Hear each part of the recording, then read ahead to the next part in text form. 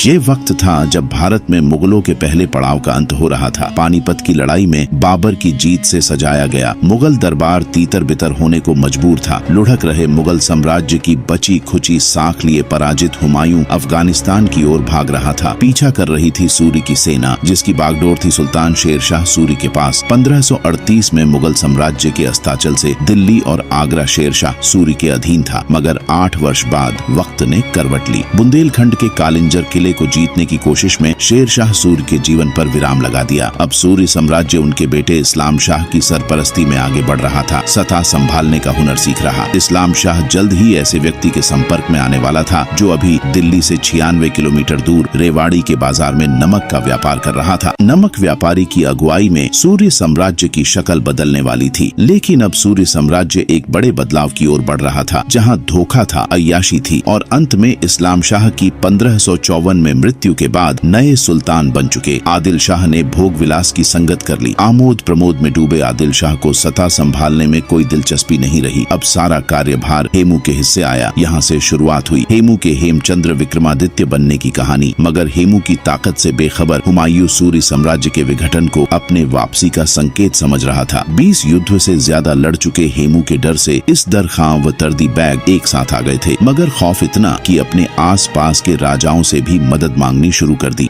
इसदर खां व तर्दी बैग ने दिल्ली की तरफ कूच कर दिया, मगर सामने हाथी पर बैठे हेमू को देखते ही तर्दी बैग कांप उठा और मैदान छोड़कर भाग गया। ये दिल्ली पर हेमू की जीत का ऐलान था, एक ऐसी जीत जिसने हिंदुस्तान का हिंदू सम्राट बना दिया। मगर पानीपत के दूसरे युद्ध में एक तीर ने भारत का इतिहास बदल दिया। सम्राट हेमचंद्र विक्रमादित्य भारत के गगन में एक पुच्छल तारे की भांति थे, जो चमके, दमके, धधके तथा विलीन हो गए। उन्होंने तत्कालीन देश की युवा पीढ़ी का भी मार्गदर्शन किया, जिसे रानी दुर्गावती, महाराणा प्रताप, वीर शिवाजी तथा गुरु गोविंद ने आगे बढ़ाया। आज महत्ती आवश्यकता है कि उस महापुरुष का जीवन भारतीय इतिहास की पाठ्य पुस्तकों का अंग बने। ऐसी ही बहुत सारी इतिहास से जुड़ी जानकारी लेने के लिए हमारे चैनल को सब्सक्राइब कर हमें सपोर्ट जरूर करें।